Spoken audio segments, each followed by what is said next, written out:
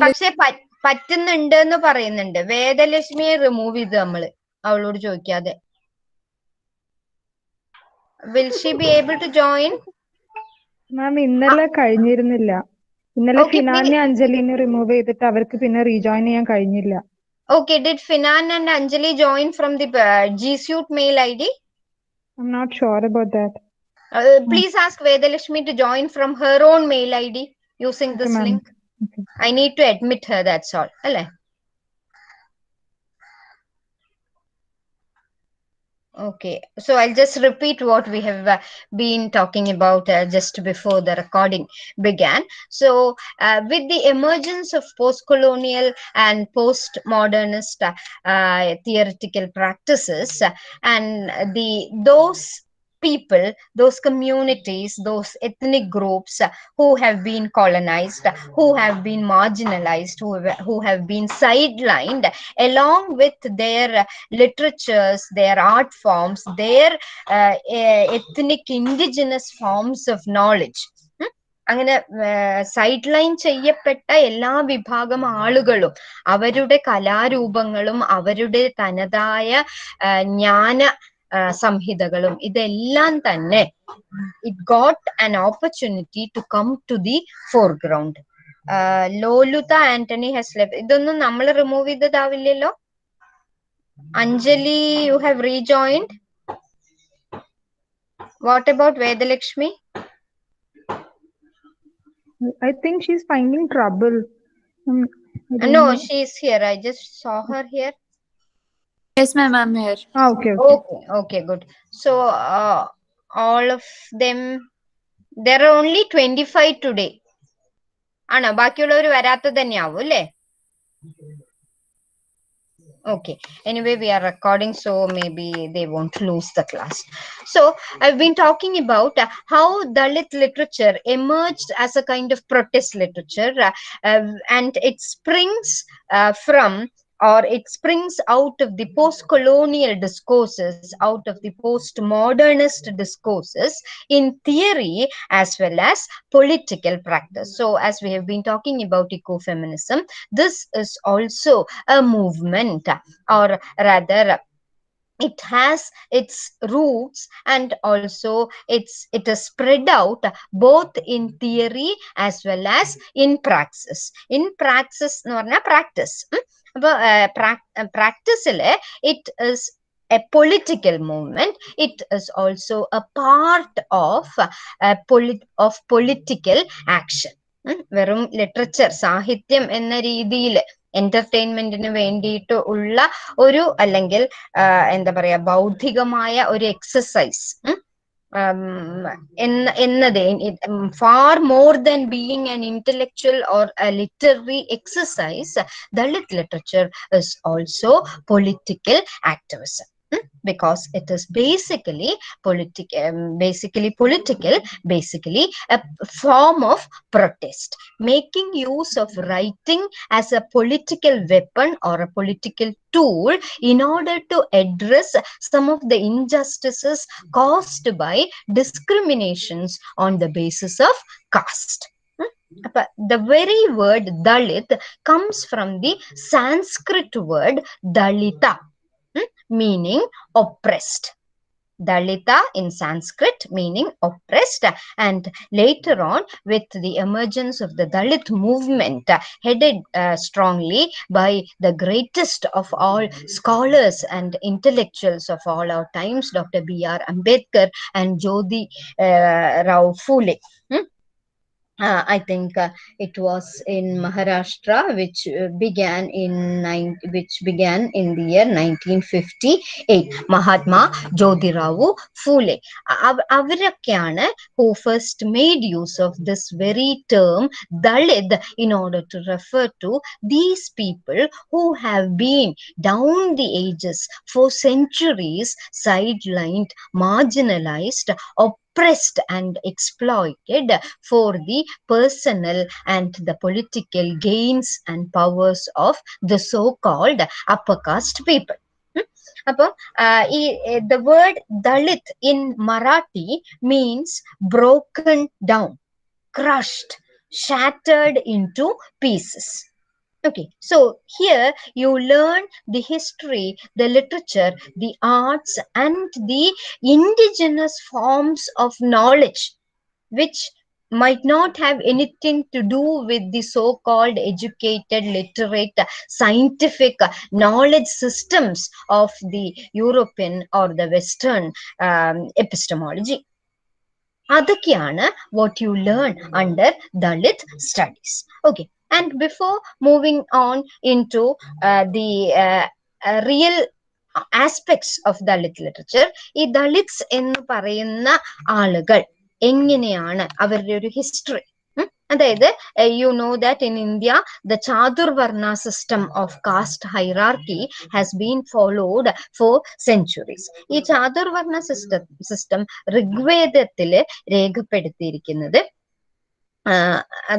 the different communities of human beings emerged from the huge gigantic body of Purusha. Purusha is the ruler or the god of immortality. അപ്പൊ ഈ പുരുഷ അതായത് ആദി പുരുഷന്റെ ശരീരത്തിൽ നിന്നാണ് വിവിധ വിഭാഗം ആളുകൾ ഉണ്ടായത് എന്നാണ് വിശ്വാസം. അങ്ങനെയാണ് ഋഗ്വേദത്തിൽ രേഖപ്പെടുത്തി കാണുന്നത് എന്നാണ് നമ്മളുടെ സ്കോളർലി ടെക്സ്റ്റുകൾ പറയുന്നത്. Okay, so from the mouth of the Purusha emerged the Brahmins. They were the scholarly people. They were the people who were brainy, who could learn, who could master all kinds of knowledge. They were the priest community. And they emerged, it is believed they emerged from the mouth എന്ന് പറയുമ്പോൾ head, that is the that symbolizes the brain. Okay, and the kshatriyas, they emerged. Chaturvarna system നിങ്ങൾക്ക് അറിയാലോ, Brahmins, Kshatriyas, Vaishyas and the Shudras. Brahmins came from the head of Purusha, Kshatriyas from his arms or shoulders. That shows that they are physically strong, and they are the warrior class, the fighter class. And the Vaishyas came from the thighs of Purusha.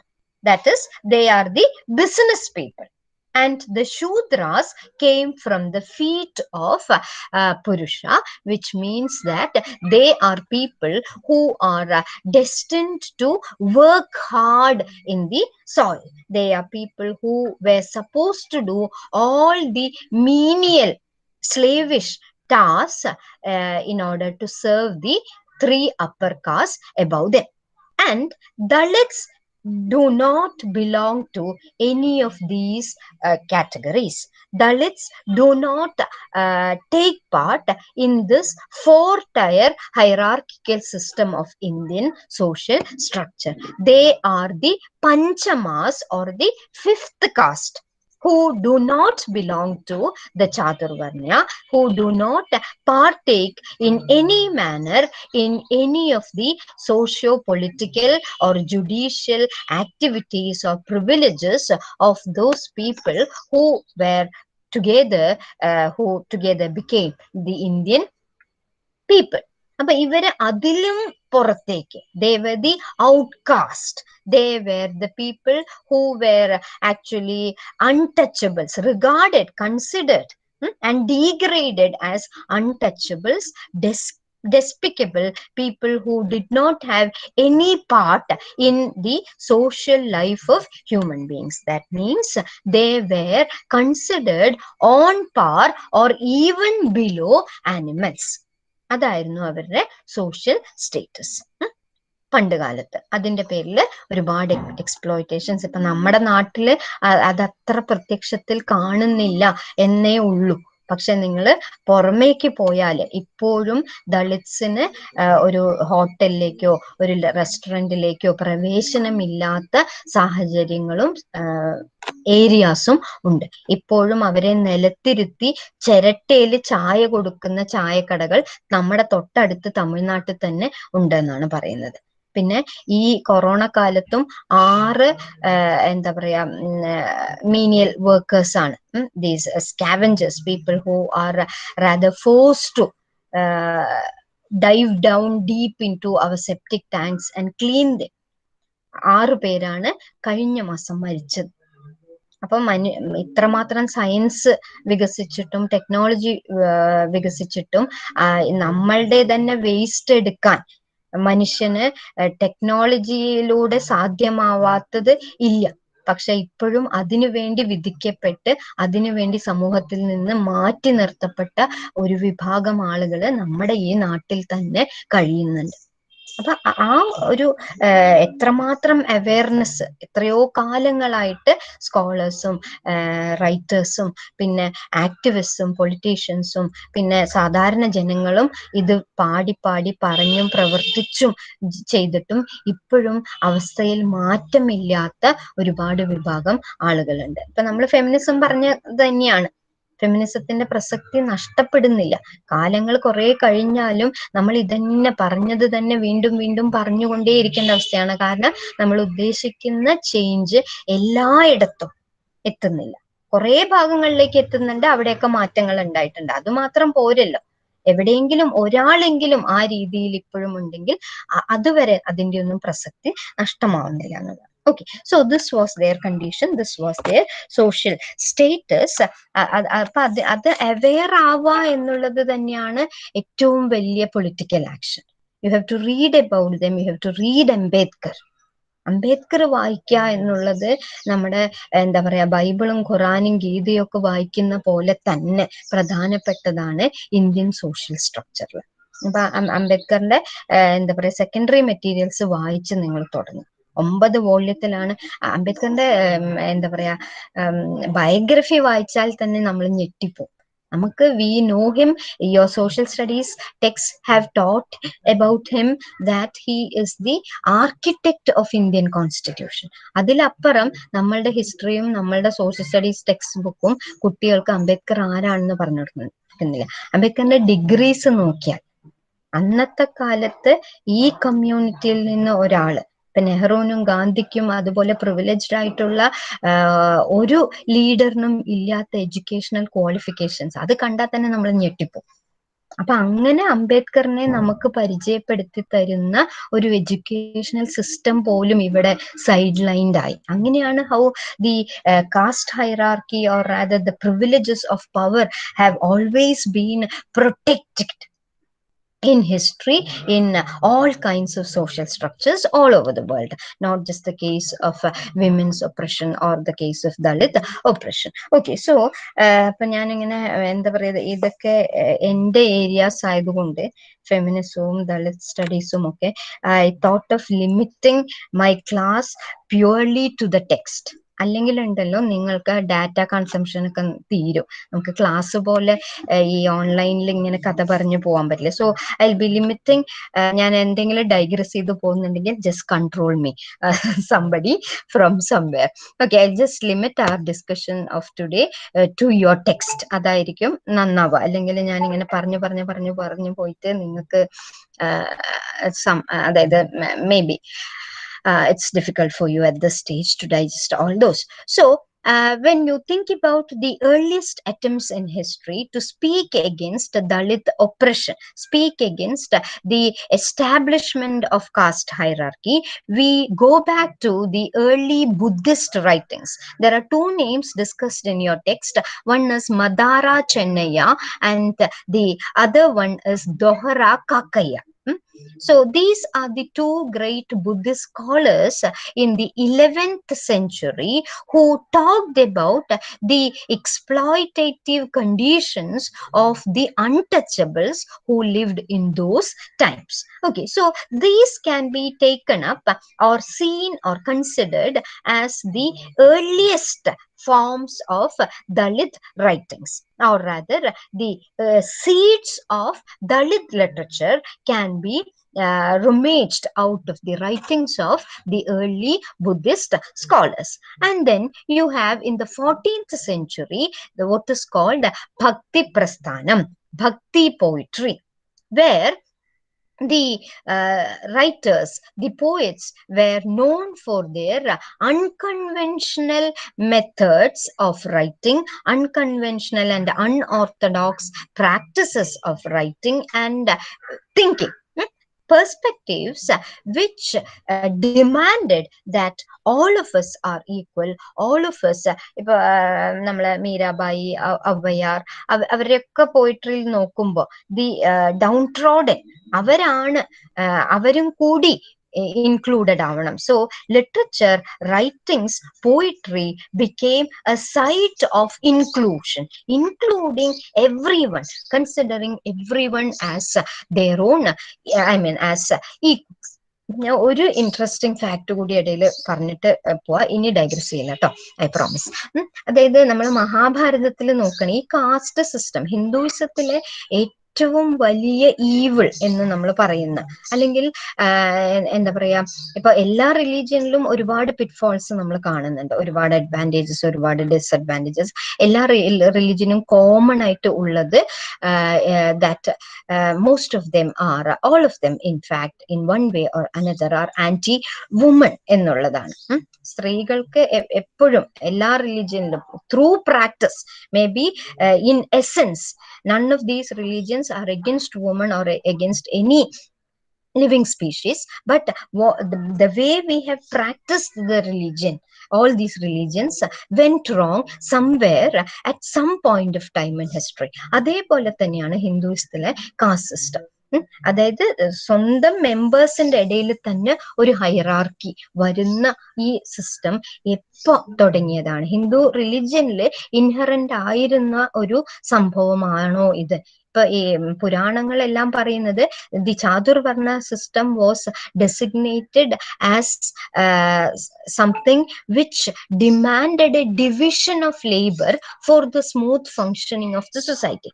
And later on in practice this division of labor became division of laborers. The laborers were differentiated, the laborers were discriminated against on the basis of their the jobs that they did.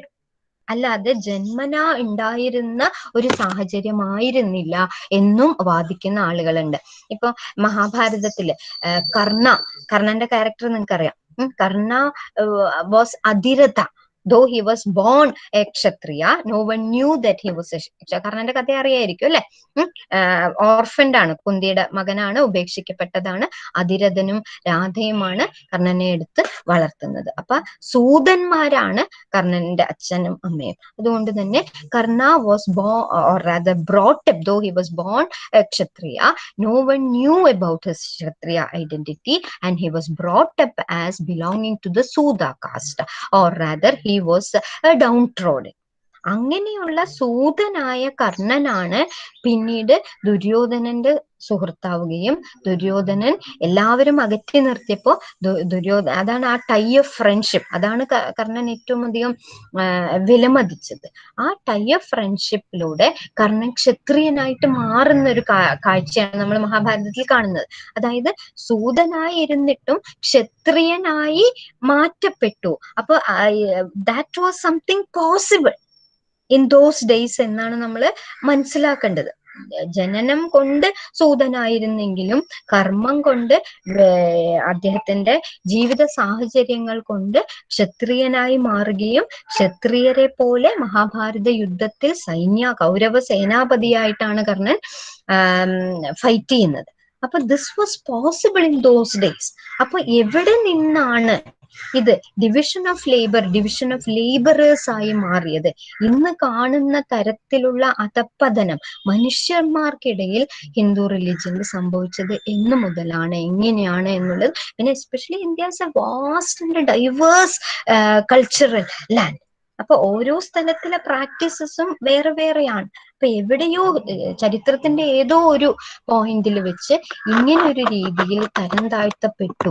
അത് ആ റിലിജിയനകത്ത് നിന്ന് തന്നെ പരിവർത്തനങ്ങൾ, മാറ്റങ്ങൾ, നവോത്ഥാനങ്ങൾ വരണം. അത് ഒന്നാമത്തെ കാര്യം നമ്മൾ ഓർക്കേണ്ടതുമുണ്ട്. ഓക്കെ, സോ ഇനി ഞാൻ ടെക്സ്റ്റ് എന്ന് മാത്രമേ പറയുള്ളൂ, വേറെ കഥയൊന്നും പറയല്ലേ. Okay, where are we? Bhakti poetry. So in Bhakti poetry became a site of resistance, a site of inclusion. more than resistance, a site of inclusion, where everyone, irrespective of their class or their caste or their social power or position or privileges in society, everyone was included as children of the same one and only creator. Okay. And not only these people, but also their literatures, their art forms, their forms of knowledge, everything was sidelined as uncivilized and rather primitive. ഇപ്പൊ കൂത്തിന്റെ example ആണ് നിങ്ങളുടെ ടെക്സ്റ്റിൽ പറയുന്നത്. അതുപോലെ തെയ്യം, കഥകളിയെ നോക്കുമ്പോൾ തെയ്യത്തിന് അങ്ങനെ ഒരു classical status നമ്മുടെ നാട്ടിൽ തന്നെ. I am just giving you an example. So the indigenous rituals, the indigenous art forms, the indigenous folklore, stories, legends, practices, and the knowledge system. അവർക്ക് അവരുടേതായ ഹെൽത്ത് ക്യൂർ ഉണ്ട്, അവരുടേതായ മെഡിസിനൽ നോളജ് ഉണ്ട്, അവരുടേതായ എന്താ പറയാ വിവിധ അറിവുകളുണ്ട്.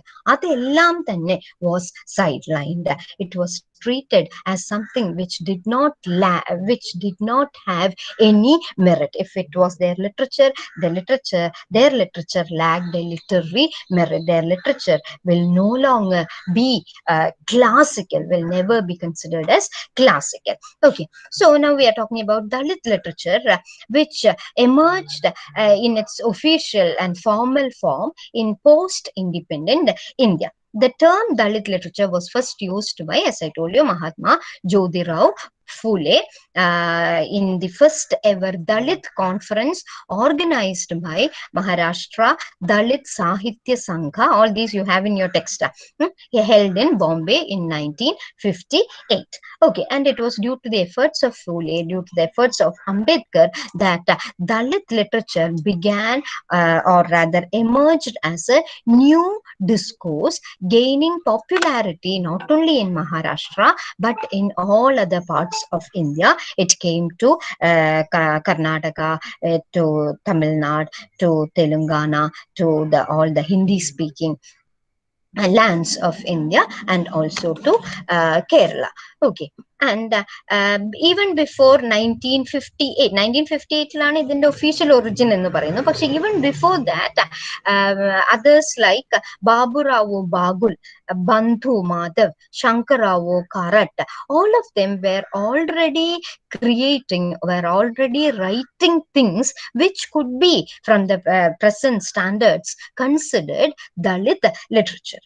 And your text also talks about a movement called Little Magazine in Maharashtra, which was a rebellious movement, a militant movement, participated in by the educated youth, the people, the youngsters, both Dalits and non-Dalits, who were educated, who were aware of this kind of a discrimination, injustice, and exploitation. They rebelled against the establishment, basing their methodology on the practices and political viewpoints of the Black Panther movement in America. Black Panther movement was in fact very active in the United States of America between 1962 and 1982. Black Panther movement, as the very name suggests, you know that it was a Negro movement, a colored movement, began by the youngsters, the younger generations of the colored people, the Black people in America, who faced issues of oppression, issues of poverty on a different scale, on a scale different from how these oppression and poverty displayed itself or themselves in the lives of their forefathers who have been slaves. അങ്ങനെ ഈ colored migrants ന്റെ new types of discrimination, patriarchy ഓരോ കാലത്തും ഓരോ ഓരോ type, ഞാൻ വീണ്ടും ഡൈഗ്രസ് ചെയ്തു, പെട്ടെന്ന് തിരിച്ചു വരാം. ഓരോ തരത്തിലാണ് ഒപ്രഷൻ ഉണ്ടാവുക. പണ്ട് ഉണ്ടായിരുന്ന അതേ ടൈപ്പ്, പണ്ട് ദളിത്സ് നടന്നിരുന്ന വഴി അവര് തന്നെ അടിച്ചു വാരണായിരുന്നു. അവർക്ക് നടക്കാൻ ഒന്നാമത് അവകാശം ഉണ്ടായിരുന്നില്ല. ഇനി പൊതുവഴികൾ ഉപയോഗിച്ചാൽ തന്നെ അവരുടെ അരയ്ക്ക് അരയിൽ പുറകോട്ട് ഞാന്ന് കിടക്കുന്ന വിധത്തിൽ ചൂല് കെട്ടിയിട്ട് അവര് നടന്നു പോകുന്ന വഴി അവര് അടിച്ചു വാരിക്കൊണ്ട് പോകേണ്ട ഒരു സാഹചര്യം നമ്മുടെ നാട്ടിൽ, കേരളത്തിൽ തന്നെ ഉണ്ടായിരുന്നു. അപ്പൊ ഇന്ന് അതില്ല. ഇന്ന് എന്താ, അവർക്ക് എല്ലാവിധ പ്രിവിലേജസ് ഉണ്ടല്ലോ, റിസർവേഷൻ ഉണ്ടാവുമല്ലോ, വലിയ രീതിയിൽ നമുക്ക് ഡിബേറ്റ് ചെയ്യാവുന്ന കാര്യങ്ങളാണ് അതൊക്കെ.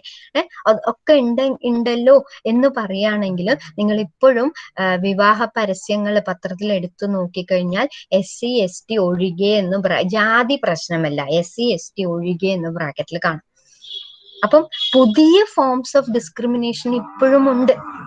സോഷ്യൽ സ്റ്റാറ്റസ്, അതുകൊണ്ട് ഒരിക്കലും റിസർവേഷൻ ഇക്കണോമിക് പ്രിവിലേജ് അല്ല, മറിച്ച് അത് സോഷ്യൽ സ്റ്റേറ്റസ്. എത്ര പണം കൊണ്ട് ജാതി മൂടിവെക്കാൻ പറ്റാത്ത സാഹചര്യം ഇപ്പോഴും ഇത്രയൊക്കെ പ്രോഗ്രസീവ് ആണെന്ന് നമ്മൾ എന്താ പറയാ ദുരഭിമാനിക്കുന്ന ഈ കേരളത്തിൽ തന്നെ ഉണ്ട്. അപ്പൊ പുതിയ രീതിയിലാണ് പവർ സ്ട്രാറ്റജീസ് വർക്ക് ചെയ്യുന്നത് പലയിടത്തും. ഓക്കെ, അപ്പൊ മനസ്സിന്റെ ഉള്ളിൽ ജീൻസിലുള്ളതാണ് ഈ എന്താ പറയാ, അത് ഇവിടെ ക്രിസ്ത്യാനിറ്റിയിലും ഇസ്ലാമിലും അങ്ങനെ കാണുന്നില്ലെങ്കിലും നോർത്ത് ഇന്ത്യയിൽ ദളിത് മുസ്ലിംസ് ഉണ്ട് എന്നുള്ള രീതിയിൽ ദളിത് മോസ്കുകൾ ഉണ്ട് എന്ന് നമ്മൾ കേട്ടിട്ടുണ്ട്, സത്യവുമാണ്. പക്ഷെ അറ്റ്ലീസ്റ്റ് നമ്മുടെ നാട്ടില് ഇസ്ലാമിനകത്ത് ആ വിവേചനം കാണുന്നില്ല. പക്ഷെ ക്രിസ്ത്യാനിറ്റിയിലെ ദളിത് ക്രിസ്ത്യൻസ് എന്ന് പറഞ്ഞിട്ട് അവർക്ക് പ്രത്യേക ചേർച്ചും പ്രത്യേക സിമിട്രിയും ഒക്കെയുള്ള അതുകൊണ്ട് ഞാൻ പറഞ്ഞാൽ അത് ഒരു എന്താ പറയാ, ഒരു നാടിന്റെ ജൈവ അവസ്ഥയിൽ അല്ലെങ്കിൽ ജീൻസിൽ തന്നെ ഇൻഹറന്റ് ആയിട്ടുള്ള ഒരു സംഗതിയാണ്. അത് മാറണമെങ്കിൽ ഒരുപാട് വർഷം നമ്മൾ പ്രയത്നിക്കേണ്ടി വരും. അത് ആദ്യം അതിന്റെ തിരിച്ചറിവ് നേടുക, അതിന്റെ ചരിത്രം പഠിക്കുക, അപ്പൊ തന്നെ നമ്മൾ അവെയർ ആയിരിക്കുക എന്ന് തന്നെ ഉള്ളതാണ് ഏറ്റവും വലിയൊരു മാറ്റം. ഓക്കെ, ഞാൻ വീണ്ടും പോയിട്ട്, നിങ്ങൾ എന്നെ തല്ലാൻ വല്ല വഴിയുണ്ടെങ്കിൽ അത് നോക്കോട്ടോ. ഓക്കെ, ഞാൻ ഈ ടെക്സ്റ്റിലുള്ള മാത്രമേ പറയുള്ളൂ. Okay, so we were talking about മറ്റേ what is called Little Magazine. Little Magazine was a movement of the educated youth in Maharashtra especially, who modeled their practices and political actions on the the Black Panther movement in America. Black Panther movement actually it was a very militant, a violent kind of movement headed by the black youth in those times, who had to face new forms of oppression, new kinds of poverty. And their method, one of their practices was monitoring the cops, monitoring the police authorities. There was a kind of surveillance of the police behavior, and they challenged all kinds of police brutality. And they also were involved in so many social and community services, arranging free breakfast, arranging free health care, providing schools and free education for those people who are oppressed in society. അങ്ങനെ ഒരു Black Panther movement methodology follow ചെയ്തിട്ടാണ് little magazine എന്ന movement വന്നത്.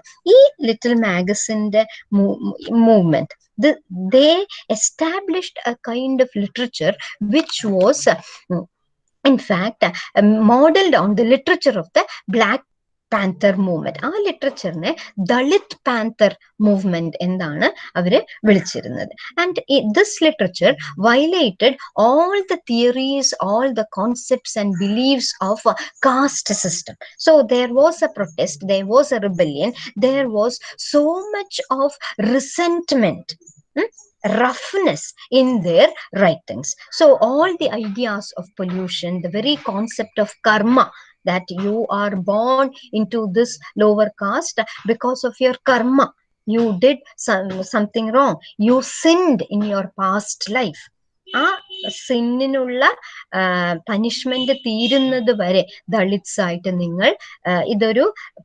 ജന്മജന്മാന്തരങ്ങളിൽ നിങ്ങൾ acquire ചെയ്യുന്ന, നിങ്ങൾ ചെയ്തു കൂട്ടുന്ന പാപങ്ങളുടെ പനിഷ്മെന്റ് ആണ് ദളിതായിട്ട് ജീവിക്കുക എന്നുള്ളത്. So the Dalits themselves were conditioned. We were talking about how women are conditioned in the patriarchal system, how women themselves believe that they are subordinate to men.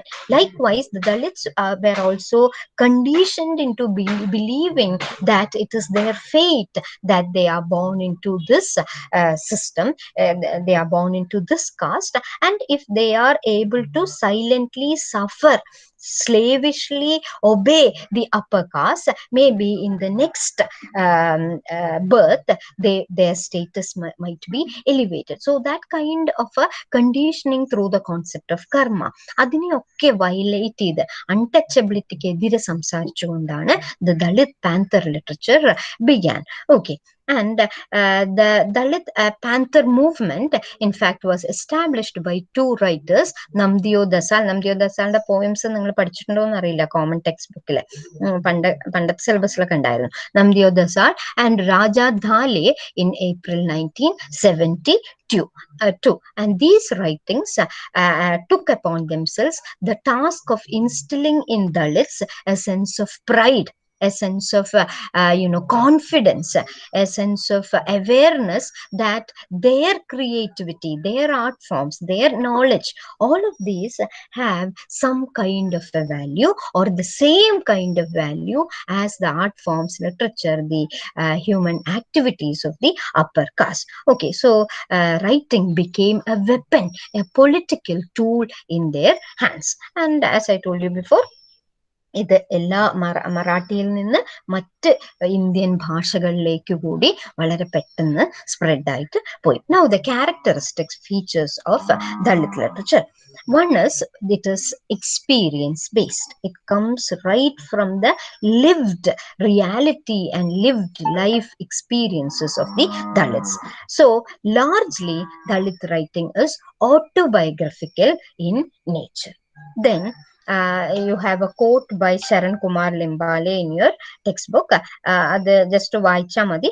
Dalit literature is precisely that literature which artistically portrays the sorrows, tribulations, slavery, degradation, ridicule, and poverty suffered by the Dalits. So the lived life experience of the Dalits, the slavery, the shame, the poverty, the endurance that they had suffered through the centuries. So it is a kind of literature of the victims, as the feminist literature was in the early beginnings of the movement.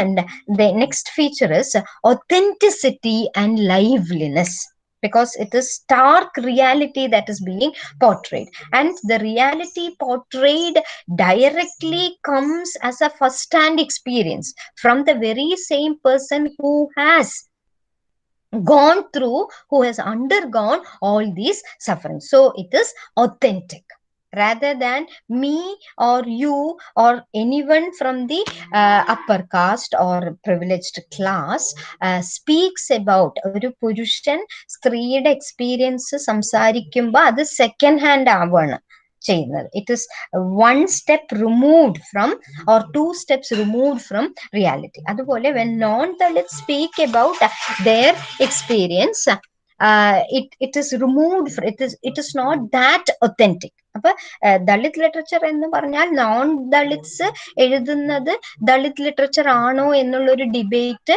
കുറെ കാലമായിട്ട് നടന്നുകൊണ്ട് പോകുന്നുണ്ട്. Non Dalits എഴുതുന്നതിലേക്കുള്ള ഒരു പ്രശ്നത്തിലേക്ക് നമുക്ക് പിന്നീട് വരാം. Okay, പക്ഷെ അത് ഒത്തന്റിക് ആവുന്നത് എന്തുകൊണ്ടാണ്? when it is written by the very same people who have undergone. അത് ആ ജീവിതാവസ്ഥ അനുഭവിക്കാത്ത ഒരാൾ എഴുതുമ്പോൾ അതെന്തായാലും ഒരു സ്റ്റെപ്പ് റിമൂവ്ഡ് ഫ്രം റിയാലിറ്റി തന്നെയാണ്. So it is not that authentic. But if it is done with a good intention, of course it is admissible, but it has certain drawbacks. That is where we come to. Okay, so authenticity and liveliness. Especially it is authentic because for the first in the first place, it is written by a person who has undergone that experience. Secondly, it is written in their slang. It is written in the very language used by the outcasts and the underprivileged, not in a polished. ഇപ്പൊ പണ്ട് കാലത്ത് മലയാളം സിനിമയില് ഒറ്റപ്പാലത്തുള്ള Valluvanad മലയാളമായിരുന്നു standard Malayalam.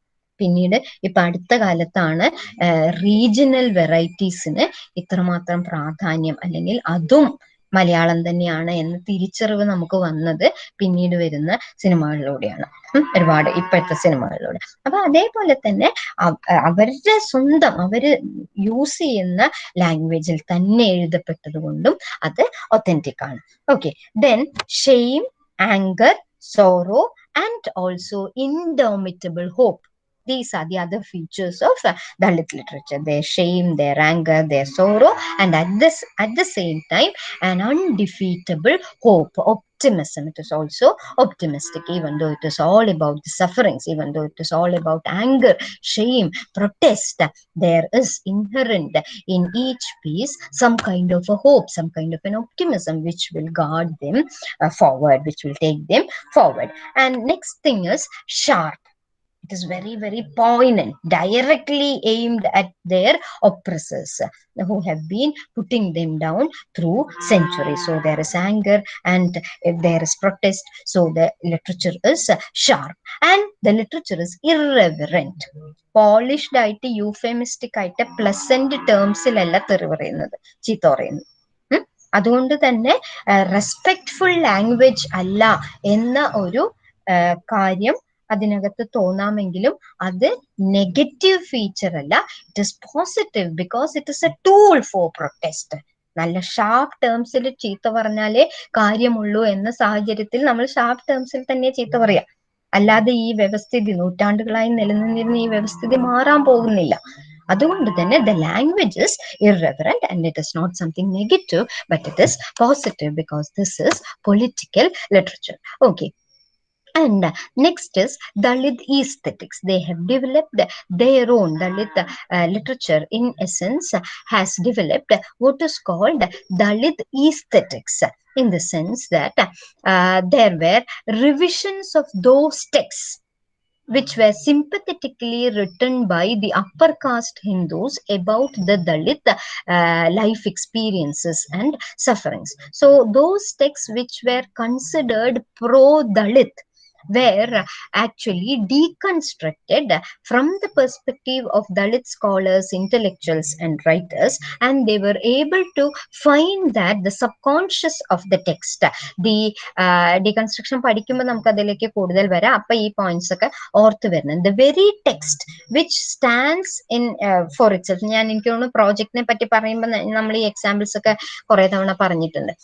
അതായത് the text stands outwardly, superficially as something written for the Dalits, in favor of the Dalits, but deep underneath the text there is a subconscious which tells you that because the writer belongs to an upper class, there is a tone of patronization, there is a tone of protection.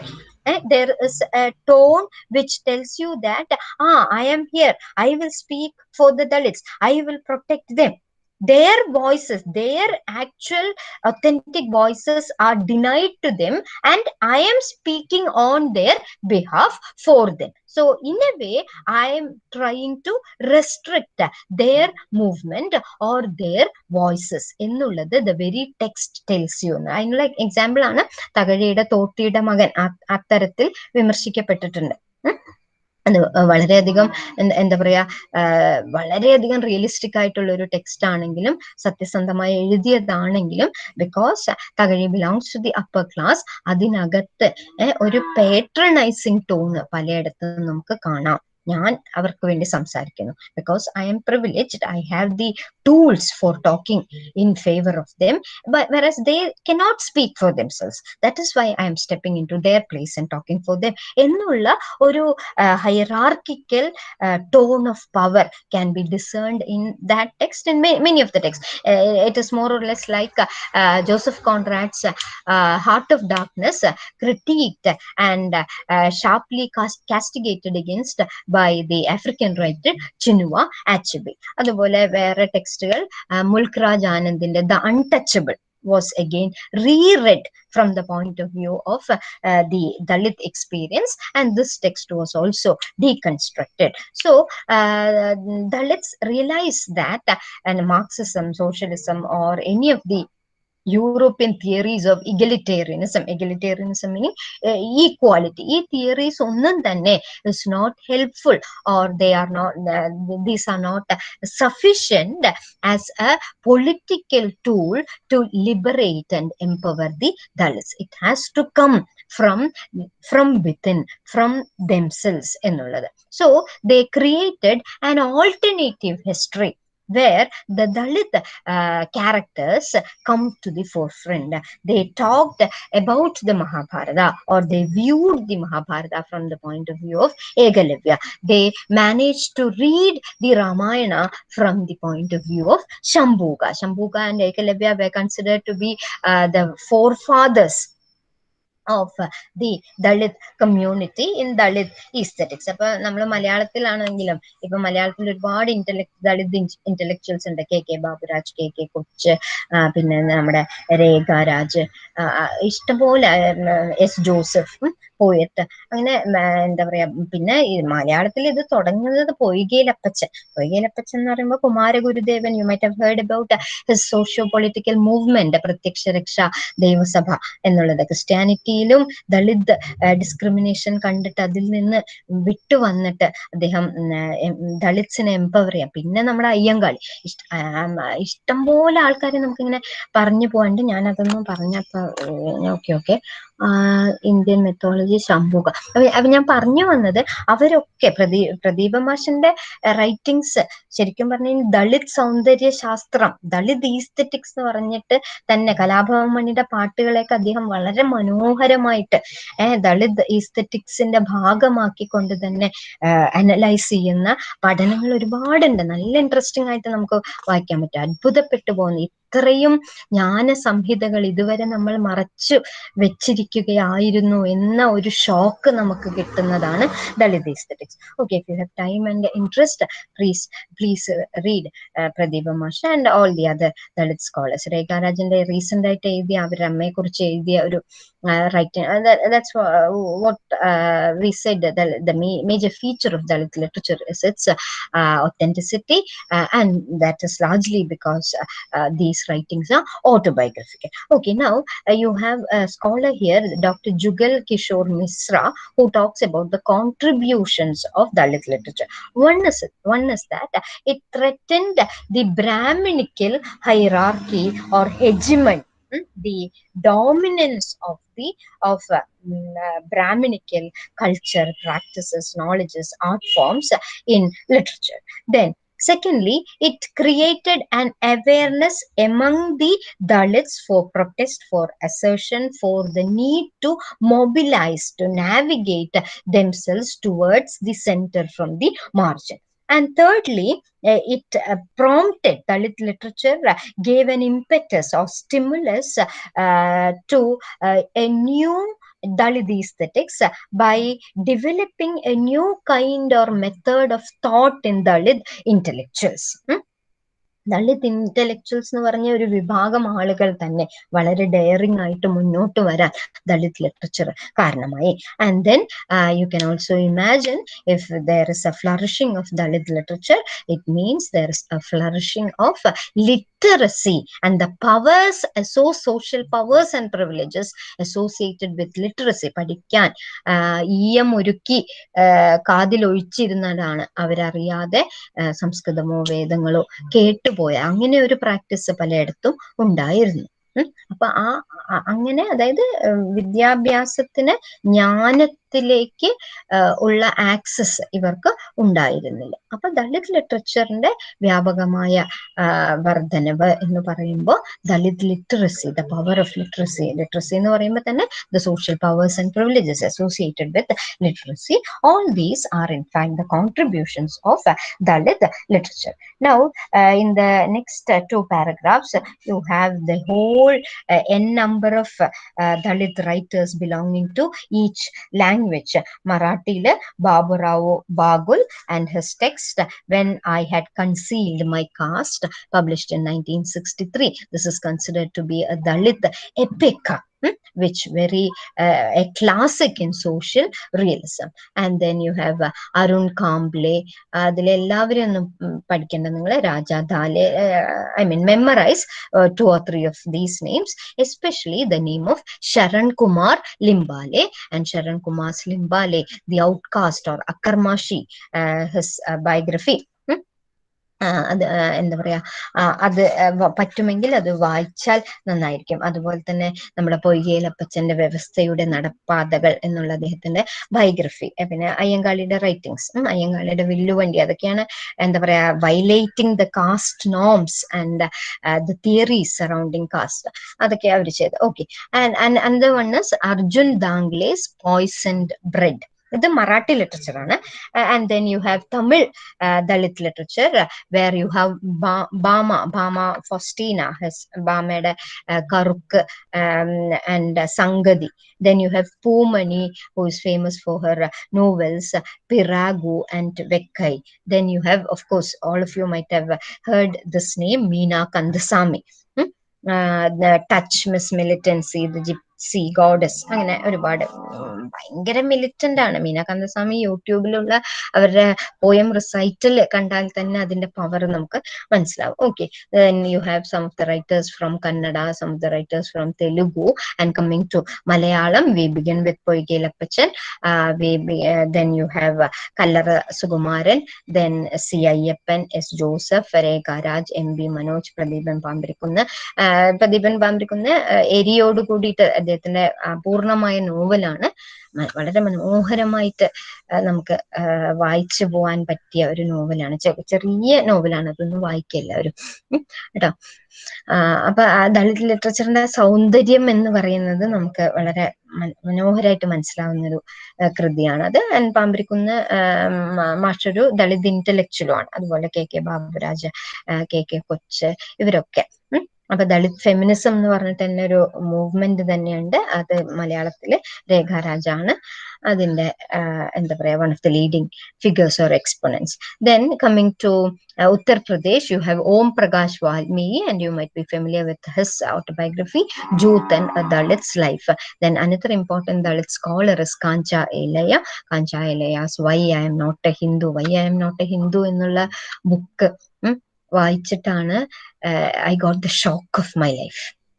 അവിടുന്ന് അങ്ങോട്ട്, that is in 1996, അത് book പ്രസിദ്ധീകരിച്ച സമയത്ത് തന്നെ why I am not a Hindu എന്നുള്ള ആ book വായിച്ചിട്ട് ദിവസങ്ങളോളം ഉറങ്ങാൻ പറ്റാതെ ആകെ കൂടി നമ്മുടെ എൻറ്റയർ ബീയിങ് തന്നെ ഷാറ്റേർഡ് ആയി മാറിയ ഒരു അനുഭവമാണ് കാഞ്ചായലയുടെ ആ ബുക്ക്. ആദ്യം ഒരുപാട് റെസിസ്റ്റൻസ്, ഒരുപാട് പ്രൊട്ടസ്റ്റ്, അതിനോട് ഒരുപാട് വെറുപ്പ് തന്നെ തോന്നിയെങ്കിലും, കാരണം നമ്മളെ പരിചരിച്ചു വന്ന, നമ്മൾ വളർന്നു വന്ന കൾച്ചർ, ആ മതം അല്ലെങ്കിൽ പ്രാക്ടീസസ്, ഇതിനെയൊക്കെ വലിയ തോതിൽ, ഞാൻ പറഞ്ഞില്ലേ ഇറവറന്റ് ഭാഷയിൽ തന്നെ വെല്ലുവിളിച്ച ആ ബുക്കിനോട് ആദ്യം വല്ലാത്ത ദേഷ്യമാണ് തോന്നിയത്.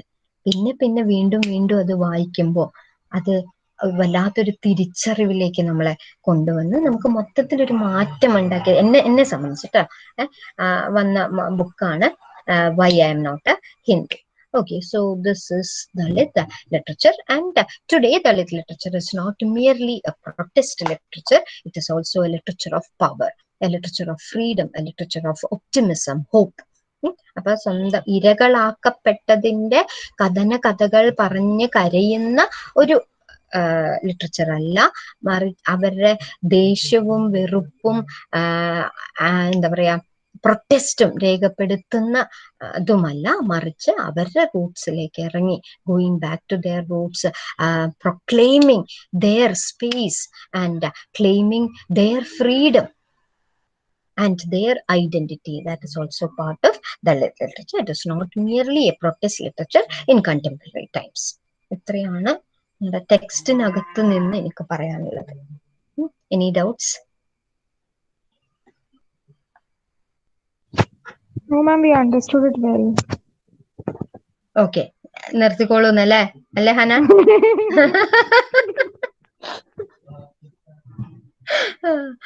ഓക്കെ, ബാക്കി ആർക്കെങ്കിലും നിങ്ങൾ വായിക്കണം കേട്ടോ. ഇതൊക്കെ വളരെ ബേസിക് ആയിട്ടുള്ള വളരെ കുറച്ച് കാര്യങ്ങൾ പറഞ്ഞു പോകുന്നതാണ്. പരീക്ഷയ്ക്ക് എഴുതാൻ ഒരു പക്ഷെ ഇതൊക്കെ ധാരാളം മതിയാവും.